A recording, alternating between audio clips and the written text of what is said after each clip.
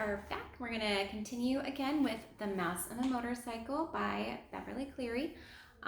We finished with chapter 5 last time, and chapter 5 was called Adventure in the Night. And this is where Ralph and Keith, remember, they can talk to one another and understand one another, and they really are kind of becoming friendly with one another and helping each other out. And so Ralph expresses how much, he loves the motorcycle, and so Keith says that, he can borrow it if you promise to bring it back, and you got to promise to be careful, like don't mess it up. And so Ralph takes it out into the hall of the hotel, because remember, he's never been outside of this room where his little mouse hole is. That's the only place he's really ever been. And so he goes in the hall, and he's, just making all these noises, speeding up, slowing down, turning, going fast, going slow, all this stuff. He's having a great time. And then a guest steps out with his dog into the hall, and the dog sees Ralph and, barks, and the human, the owner, is kind of like, stop, it's nothing. So Ralph manages to escape being seen by the human guest there. When he goes back to the hotel room 216 to put up the motorcycle, the door is closed, and obviously he's this little tiny mouse in this big huge door, so he cannot open it.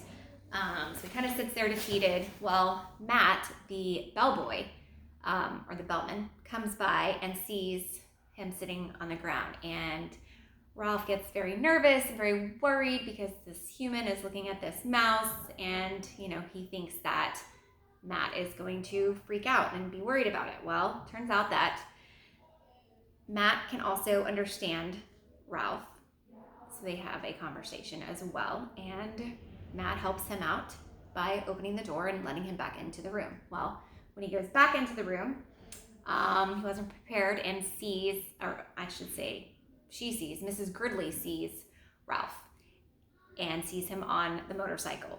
And so they kind of have she freaks out, and, I saw him, he went under the bed, talking about the motorcycle and all this stuff. And whenever Keith goes to look under the bed for the mouse, Ralph climbs up his sleeve and kind of hangs out right here. And so she never sees him again. She swears she saw him, but basically Keith and Mr. Gridley are like, oh, it's fine. You're just seeing things. Don't think about it. So that was the end of chapter 5. We're gonna look at chapter 6, and this one is called A Peanut Butter Sandwich. I wonder if any of you guys, do you like peanut butter sandwiches? I do like peanut butter sandwiches, but I have to have jelly on it. Or syrup. Peanut butter and syrup sandwiches? Anybody? If anybody's had a peanut butter and syrup sandwich, let me know in the next meeting, okay? All right, chapter 6. I told you to be careful, scolded Keith when his parents had gone to dress and Ralph had crawled down his arm into his hand. It wasn't my fault the door blew shut. Ralph jumped from the hand to the bedspread. Though Keith was a friendly boy, even a generous one, Ralph still did not like the feel of skin against his paws. It must be terrible to go through life without fur, and such a nuisance having to wear clothes that had to be washed and drip dried.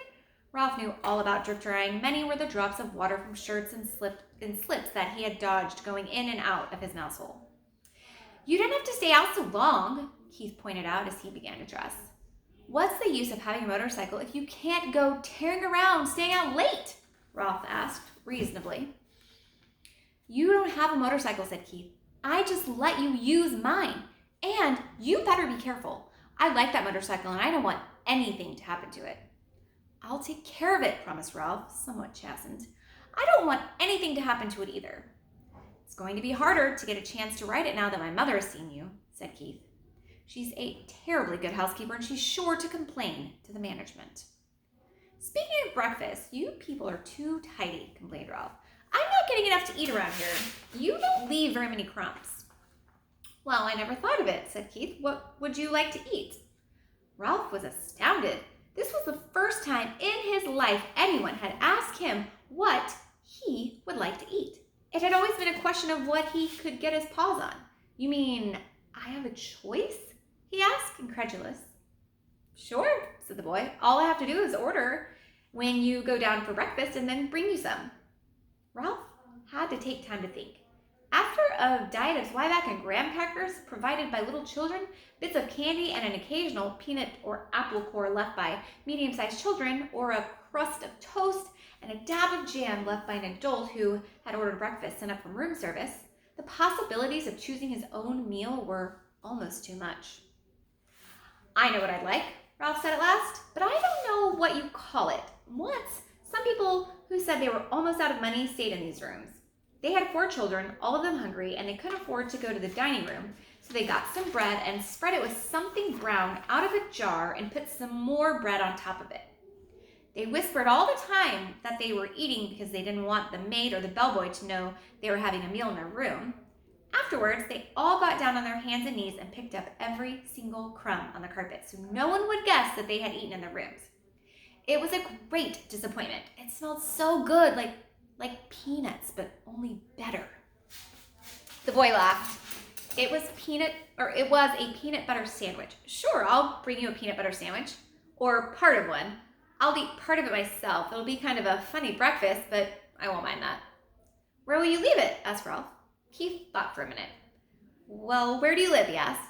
Oh, in the knothole, right there under the window. I'll say you did. I'm sorry, in the knothole under the window. No kidding, Keith laughed. That's the hole I poked my finger in last night. I'll say you did, said Ralph. Scared me out of a year's growth. Nobody has ever guessed it's a mouse hole because it's a knothole instead of a chewed hole. I tell you what, asked Keith, I'll bring up part of a peanut butter sandwich and poke it through the knothole. Just like room service. Ralph could not have been more pleased with the suggestion. What about the motorcycle, he asked. Where are you going to leave that? In my suitcase, I guess. Aw, come on, pleaded Ralph. Have a heart. Leave it someplace where I can get it while you're out during the day. Well, you're supposed to be in your mouse hole asleep, not riding around in the daylight where people can see you. Well, gee whiz, can a fellow even look at it? Asked Ralph. I bet you like to look at big motorcycles yourself. Yeah, I do, admitted the boy. Well, I'll leave it back under the bed like I said, but you promise not to ride it until after dark. Scout's honor. Ralph jumped off the bed and ran off to the knothole. Ralph's home was furnished with a clutter of things people drop on the floor of a hotel room. Bits of Kleenex, hair, ravelings. His mother was always planning to straighten it out, but she never got around to it. She was always too busy. Fussing and worrying now, as Ralph expected, she was dividing rye crisp crumbs among his squeaky bunch of little brothers and sisters while she waited to scold him. Ralph, if I have told you once, I have told you 1,000 times, she began. Guess what? Interrupted Ralph in an attempt to change the subject. Somebody in 215 is going to bring us a real peanut butter sandwich. Ralph! Cried his frightened mother. You haven't been associating with people. Aw, he's just a boy, said Ralph, deciding to keep the complete story of the dangers and his glories of his past night to himself. He wouldn't hurt us. He likes mice. But he's a person, said his mother. That doesn't mean he has to be bad, said Ralph.